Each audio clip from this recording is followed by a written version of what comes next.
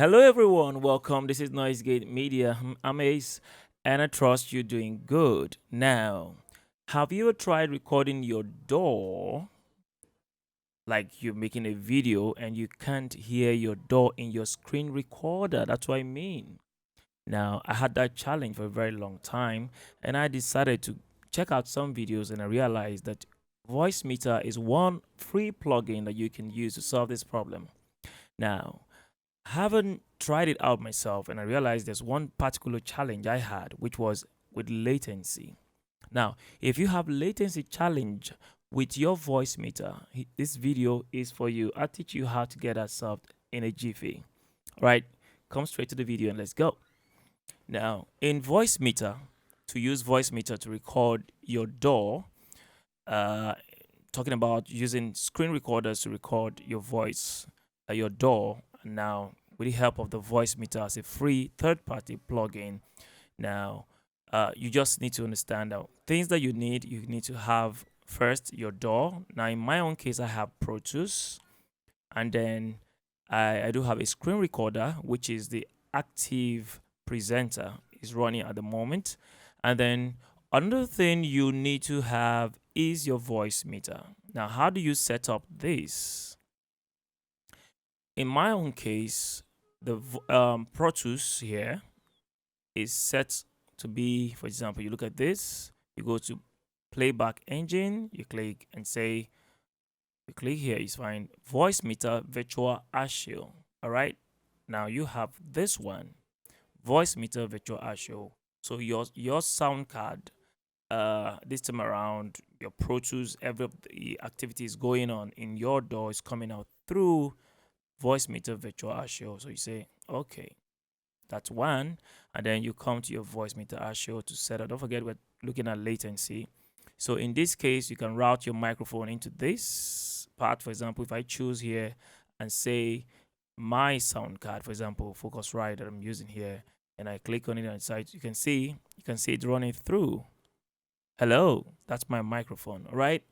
Now, then you have virtual input VB audio voice meter, VIO. Now, in this case, you have your what do you call it? Your door will be coming in through here, whatever it is, because I've don't forget when we came here, we routed it out from setup playback engine to voice meter. So whatever we do here now, when we play back anything from this environment, you're gonna see it in your voice meter input, virtual input here. You see it running.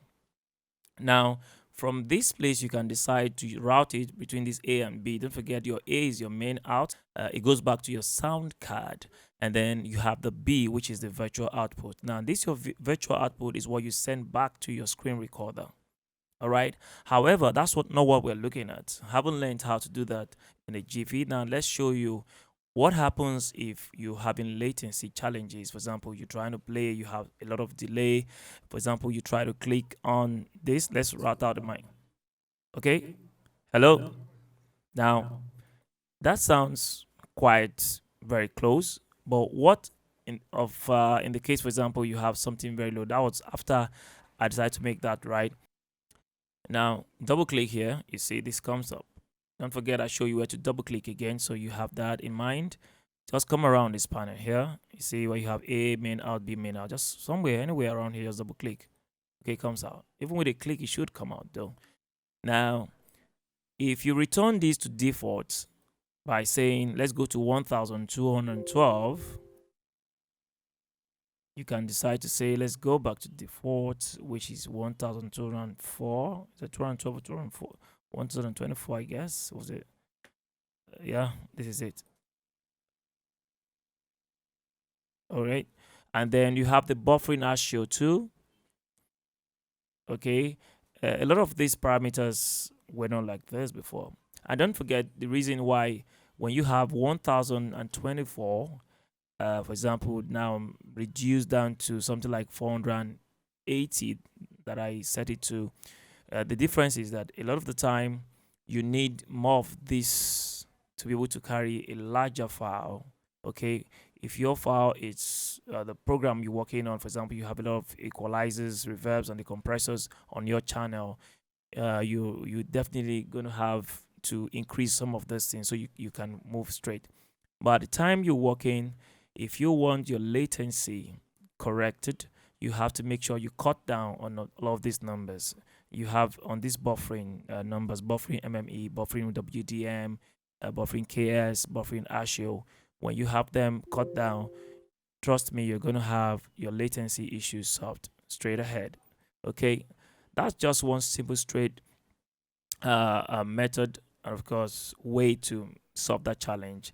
I read a lot of comments on over and over from users of the software complaining that this has latency issue.